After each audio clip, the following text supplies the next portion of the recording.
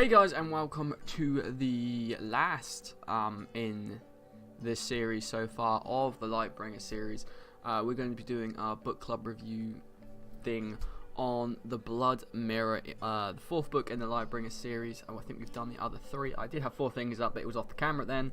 But yeah, the fourth book in the line until August of this year, which then I'm definitely sure that we'll probably be doing something then to listen to it and to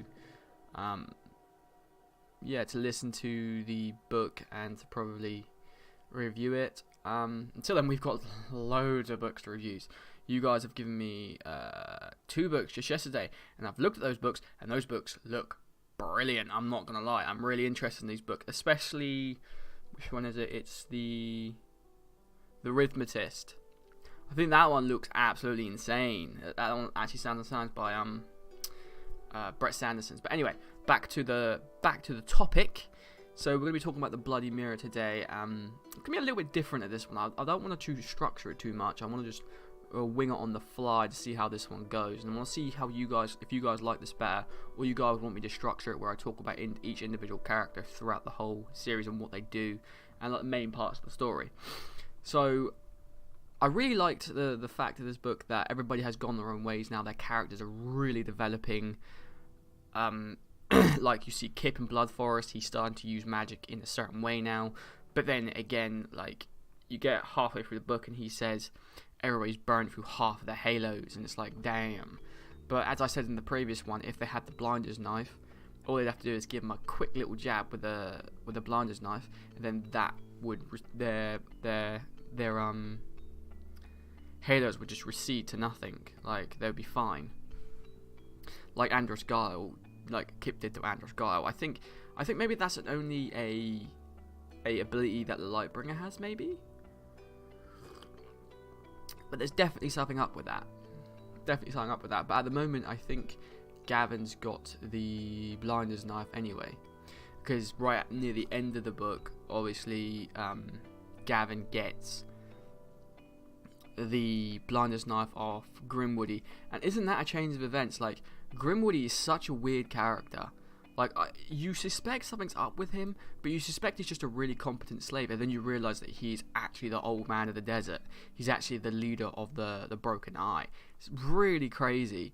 Like, the way that he does this stuff is absolutely mental.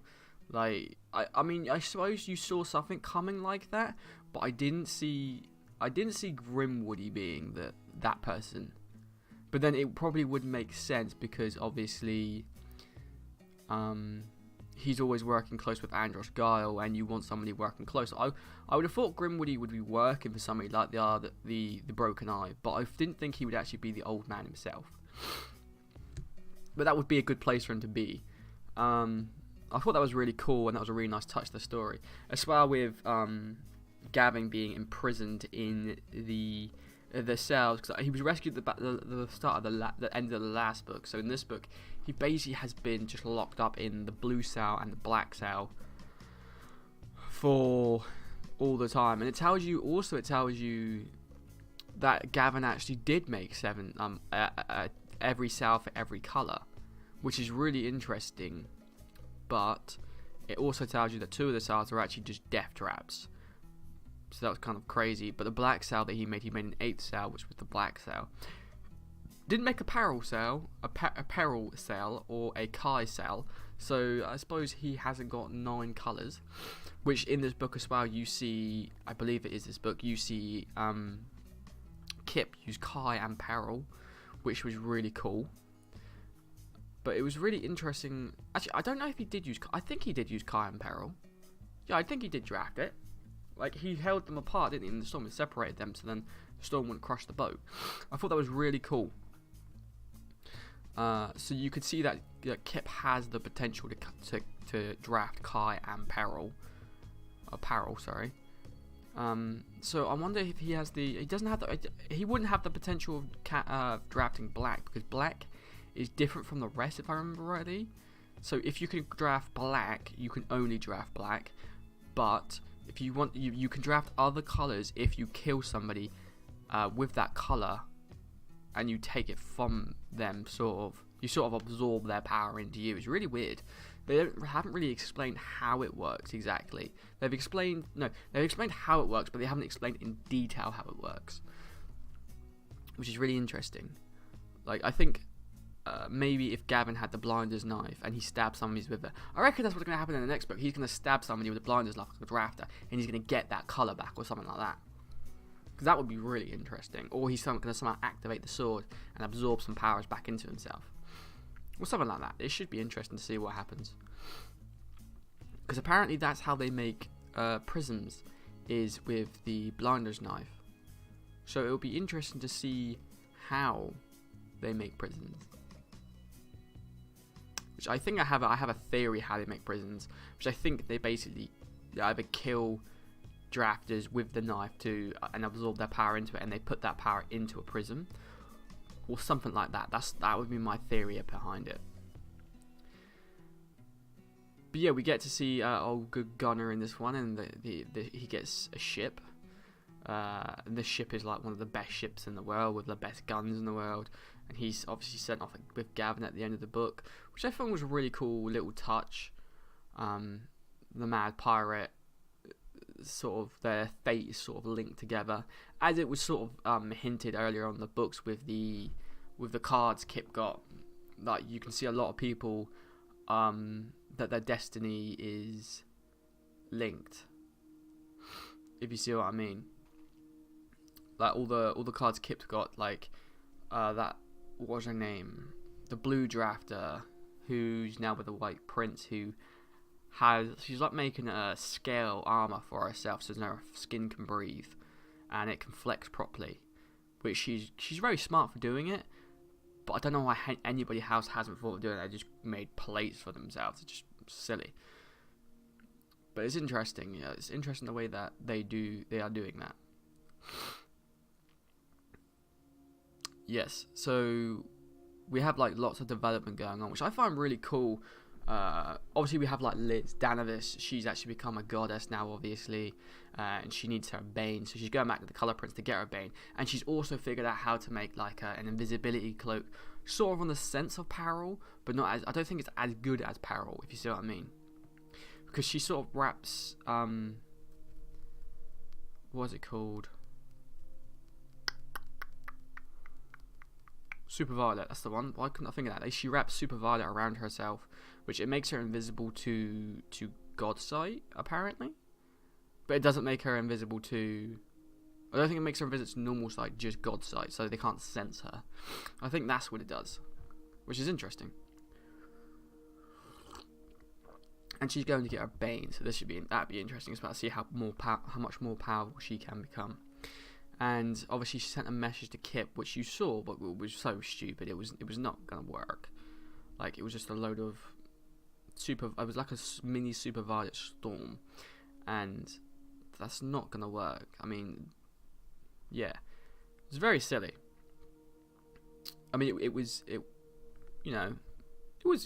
okay, but it was silly because it was never gonna work. Liz should have thought about that way more. I mean, she's a Danavis, for God's sake.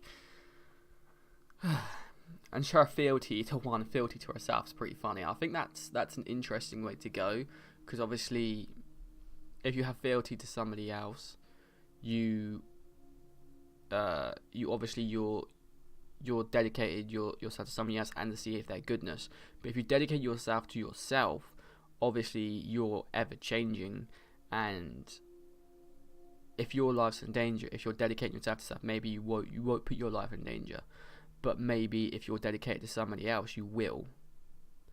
So it's slight differences in compared to hers and her father's actual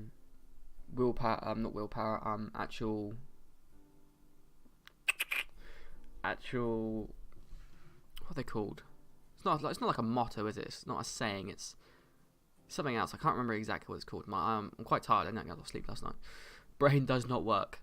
It needs at least 8 hours. So that's pretty cool. I like the way they've done that, and they're gonna probably and I reckon the next book they're gonna show a lot of differences, because I think Corbin is gonna be defending the Chimera against the White King, Has he called himself up? We didn't see a lot of him in this book, to be fair. We didn't see a lot hard of him at all. We saw him meet with Karis, who's just Iron White now. I like that name for her. I think that's a really cool name. I would like to see more of her politics. You see a little bit of it, but you don't see a lot, if you see what I mean. So I think that was pretty cool. But yes, I think we're going to see a big... Either next books there's going to be a big war, or it's going to be close. It's going to be very close to a big war. As well, like, you see a lot of like leadership in this one from Kip. Not so much from... You see a little bit from Karis. You see, there's a really sad bit in the book, obviously, with... Is it Gil or Gavin Grayling? One of the two. I think it's Gil Grayling. I can't remember. It's one of the two. But they break the halo, and then the White has to in a sense put him down. Has to relieve his suffering. And yeah, that was kind of crazy. Also, of course, she finds out that the Prism-elect, her son, Zyman, you don't see a lot of in this book either. I mean, you hear a little bit about him, but you don't really see him do anything. But you hear all his foul deeds, and when he's shriving people, he doesn't care. He's just stabbing them in the stomach. He's just thriving on death. So yeah, that's kind of dodgy. As well, Andros, obviously you've got Andros doing his thing. And it's quite interesting. You see him be a little bit more human as well, especially with the interactions with Gavin. When he's talking to him, he's like, "Oh, you were my favourite son." And you kind of think about it. And when you're thinking in your head, you kind of see it. You kind of like... He's like, "Oh, you were my favourite. Prison's only last 7 years. I want to protect you." And just like, oh shit, that could be true. Like, I'm just saying, that was kind of interesting. But I would like to know, apparently he got his prismatic eyes from Karis' brother when he killed them. So he's absorbed all their powers, like all 7 spectrums, and then he got his prismatic eyes. But then why doesn't all the other polychromes, full spectrum polychromes, get prismatic eyes? So it's quite interesting. I would like to know a little bit more detail behind that as well. That's a little bit, to me, that's a little bit, it's really cool, the way they explained what happened, but it didn't really explain why he got his prismatic eyes. Because if you're a full spectrum polychrome, like let's say like Kip is, he's not going to get prismatic eyes because he's obviously there's a ritual behind it. But Dazen did, but Gavin didn't. But Gavin didn't. Gavin went through the excuse me. Went through the process, and apparently that process is what must be what breaks them as well after 7 or such and such and such and such a year, because Andros Gaia was said, oh, when 7 years was up, that's how he knew that Dazen wasn't right, because he wasn't Gavin, because he never asked about redoing the ritual, so they must have to redo it every 7 years, and that's why 7 years is on Sunday. And I'm guessing that you use the dagger to stabby people. You suck all their power out of them while killing them, I'm thinking. And then you take that power and you become a prism with all that power, because I'm guessing you use all that power that you have in the knife, you put it into yourself somehow, and that gives you prismatic eyes. And I reckon because Dazen, it's very confusing between those two because they switch backwards and forwards. Dazen, now Gavin, can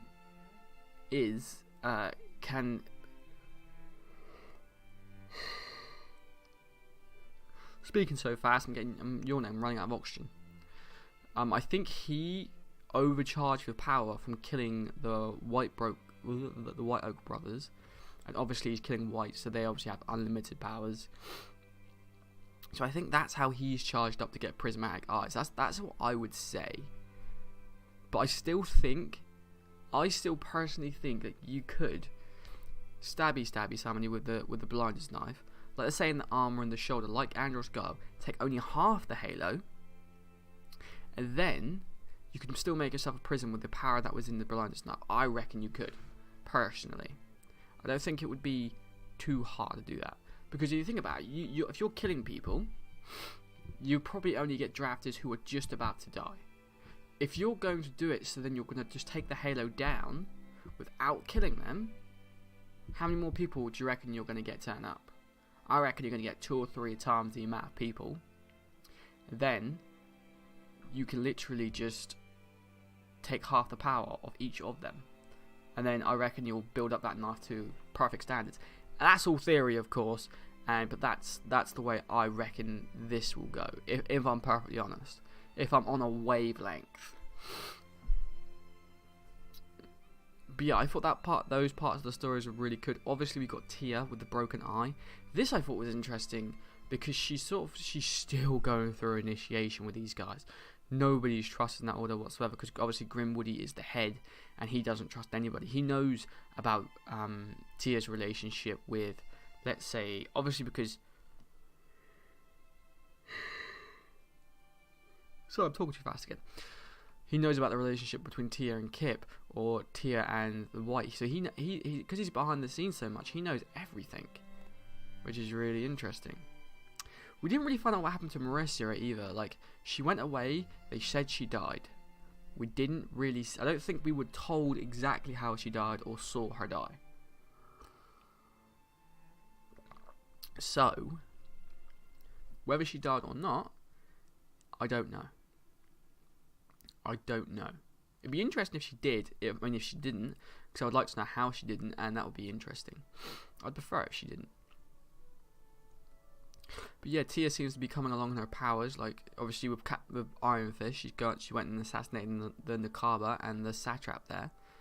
And obviously Iron Fist is now in full rebellion mode, calling himself King Haradul. Not King Haradul, King... What's his name? I keep thinking Hiroshima, but no, that's a town in... That's a place in Russia, I believe. It's not Haradul, because Haradul was the guy at the beginning of the first book. Is it Haruna? King Haruna. I think it's King Haruna. I think. That might be Iron Fist's brother, Tremble Fist. I'm not 100% sure. There's a lot of names, okay? A lot of names, and I'm not the greatest. So I think that was really cool. Obviously we have... I have with Tia, she only has to do one thing now to make herself known. I can't remember which one it is. It's definitely something. And obviously Iron Fist has given up on following Kip. And Kip, he's completely in the wrong direction, but he's saving villagers' lives, this is what I'm talking about. He's actually there doing something, saving people's lives, fighting the White King. Unfortunately, he's not fighting on the correct front because the White King is going to come to the Camarilla, but I think that Kip will find this out, and I think that he will get there and do something. He's a smart lad. He'll know what to do. I don't know how many books are going to be in the Lightbringer series, but it should be interesting. If it's 5, this penultimate book will be absolutely epic. I'm actually going to see if I can look this up quick. Also, I like the way Kip handled the bear situation with... What was his name?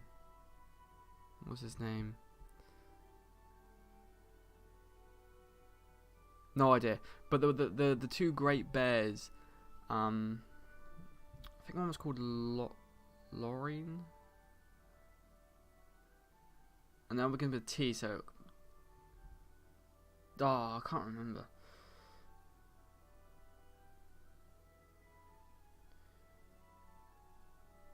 But yeah, it was kind of interesting to see that.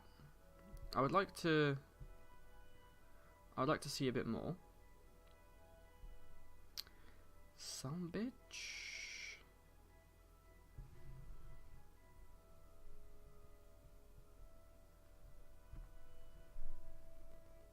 Here we go. Right. Yeah, the 5th and final book will be out this year. And it's called The Burning White, apparently. So yeah, so in the final book, I think we're gonna have a lot. We're gonna have the We're going to have a big fight at the Chimera. I think Kip is going to come in very at last second. He's got good leadership. I think a lot of his friends are going to burn the Halo out or die. And I truthfully think somebody's going to burn the Halo out. But then Kip's going to bring him back with the blinder's knife. And that's how they're going to figure out how to use the blinder's knife without killing people. I think that's seriously going to happen. I think Kip's going to figure it out, and then he's going to be like the new Prism elect, and I think Zyman's going to get destroyed, obviously. Of course Zyman's going to get destroyed. Zyman's a little bitch. And to be fair, Zyman has to stand against the White King, in all honesty, because if he doesn't, he can't be really Prism elect, because he's not protecting the Chimera. So that should be interesting as well to see what happens there. Yeah, I'm really interested to see what happens between that. There were some really interesting key bits in this book as well that I just want to mention before I wrap up this video. I like the way Kip, because we haven't talked about Kip much, I like the way Kip, he settled this dispute between the ghosts and the other guys. I can't remember what their name is, but he settled their dispute and now they're fighting together. Not harmoniously, but they're like really nice and easy. So they're like he settled peace there. He took that town down and he gave all the people food when the royals were like hiding food from them, which was ridiculous. It was really, really annoying. And there was people starving, and he was like, just give away our food. We don't care, just give away our food. We're not gonna have people starve while we have food, which was really cool. And then obviously he went and sorted out the royals up there, which was really cool the way he did it. It was really cool. He was like, oh, who hanged him, who did this? And then mate was like, oh, it was me. And then he was like, hang him. It's like, wow. And it's really cool the way the mighty are literally just following Kip. And they're not really, they don't really question his orders. It's interesting. It's really interesting. They're so hellbent on he's the Lightbringer that they don't even question his orders. I mean, a few of them do a little bit, but they don't hugely. But it's really interesting. It is. I've got to admit, it's very interesting, especially with, that's his name, Con Arthur and his brother. With the bear. The bear bit was one of the best bits in the book, I've got to admit. That's what I thought anyway. I thought it was one of the best bits in the book. The way he... The way Con Arthur sort of had to let his brother almost die because he will cast himself into a bear, which he wasn't going to get out of. So he had to do something, so he pretty much let his brother die, unfortunately.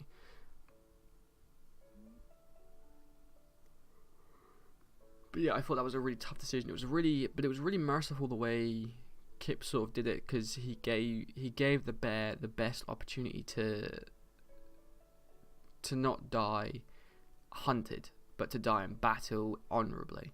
So he'll always be remembered as a hero, instead of a scummy traitor who will cast himself into a bear because he was scared of death.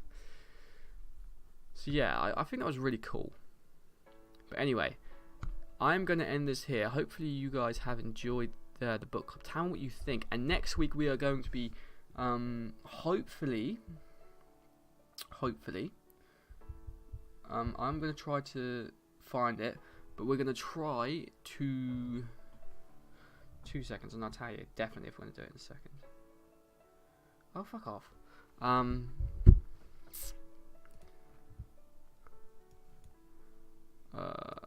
What is it called? It's called the...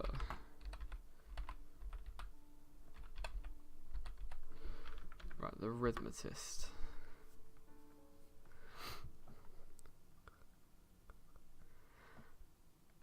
Does it have an audiobook? I want to listen to the Rhythmatist, but I kind of need an audiobook to do it at work.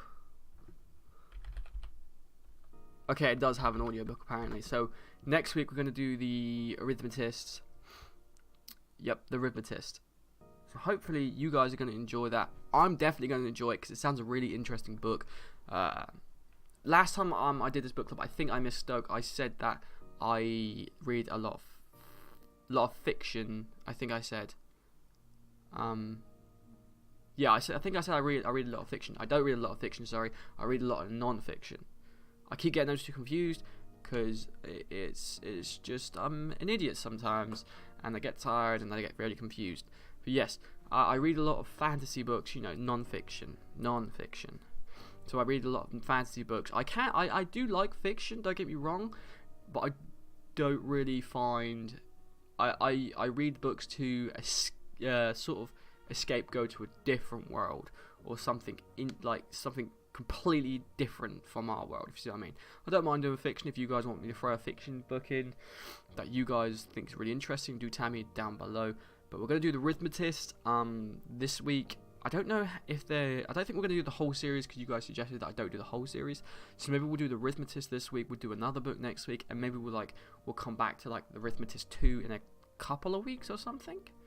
We'll see what you guys like. We'll see what you guys like first before we do all this stuff. But yes, hopefully you guys have enjoyed. And next week, let's crack that Rhythmatist out, and I'll see you guys next week for our book club of the week. So hopefully you have enjoyed. Until next time, see you later. Peace.